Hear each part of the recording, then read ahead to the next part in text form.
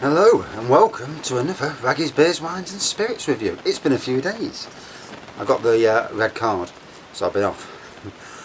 Today we're going to be reviewing Beavertown and their bloody hell Blood Orange IPA. Don't know anything about it, other than the fact it's blood orange. 6.6% volume, so it certainly sounds good. I either got this from Waitrose or Marks and Spencer's. So yeah, I think it was it Thursday night? Or was it Friday? No, it was Thursday. I did put a sink in on Thursday, and oh my god. So we've got a sink, in the kitchen, and we put a new sink in. So you're cutting the worktop out, and the amount of cutting I have to do, and you're so worried about cutting too much worktop, because if you cut too much, the worktop's knackered. There's no going back, you can't glue it back on again. So it took me ages to cut this chuffing worktop. And then the plumbing, I had issues with the plumbing. I should have just went for the easy option and bought flexible hoses that fitted, but I didn't. I tried to be different, and it didn't go down well, it didn't work. And then I had issues with the waste pipe, because the waste pipe that came with it didn't fit the waste pipe on my waste pipe, so using converters and all sorts of things, and it was the wrong time of night by the end of it, so one hell of a job. So stressed about that. I had 2 beers, and then I drank some orange wine, went to bed, got up in the middle of the night staggering, went for a piss, and yeah, red card. So I've been on my best behaviour since. Well, as good as I can get anyway. So, pale colour, I'd say it's an orange, blood orange IPA. Doesn't really show, does it? It's like a straw, a slightly hazy straw colour with lacing carbonation, good lacing carbonation. White head, as you can see. And I've moved, shining the lights in here to see if it'll get any brighter.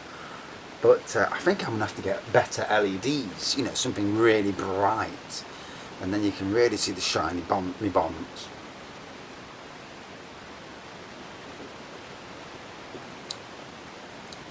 Oh, so on the taste, lovely orange on the taste. Hops in there.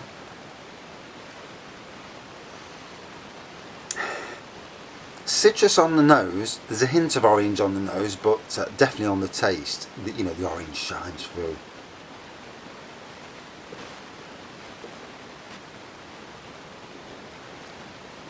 So that was my Thursday job. Friday, with the issues I've had recently, cementing around the outside of the house. And I tell you what, wherever you live, you're never far away from rats and mice. It's something you have to know about.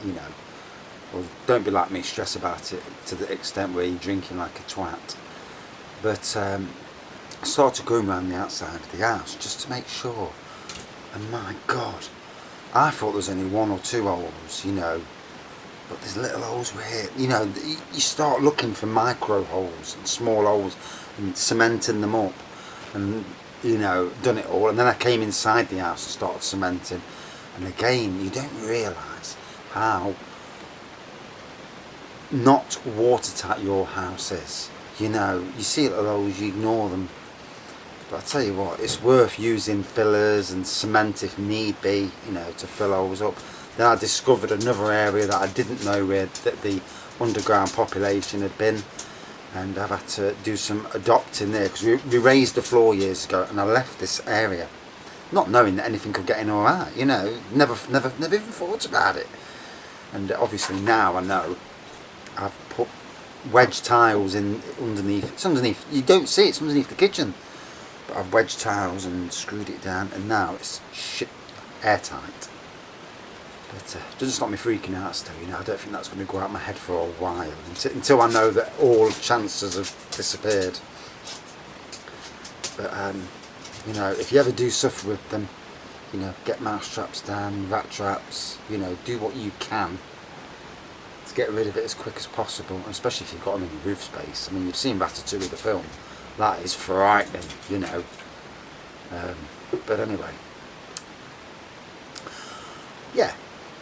Nice orange IPA, 6.6%, doesn't really show through in the strength, to be honest.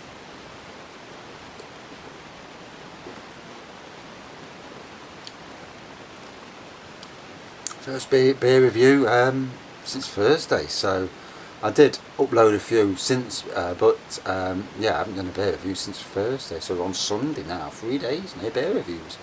Unusual for me. Yesterday I was all day doing, my brother's got a back garden, and when he bought the house, they had this big rotting shed, there's a big greenhouse, there's raised beds, there's a pergola. They took the majority of that down over the last 2 or 3 years. I went up last Saturday, got it all to a certain level, because you can never get it perfect, but it's a lot leveler than what it was.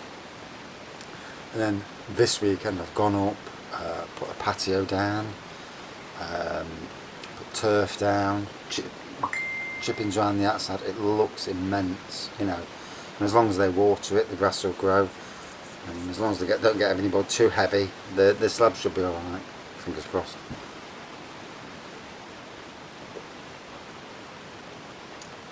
So as you go down, the citrus and hops really start to come out.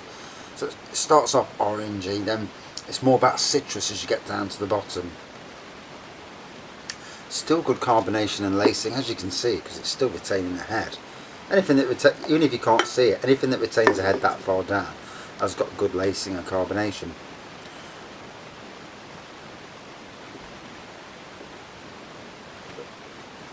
Still don't think the strength shows through.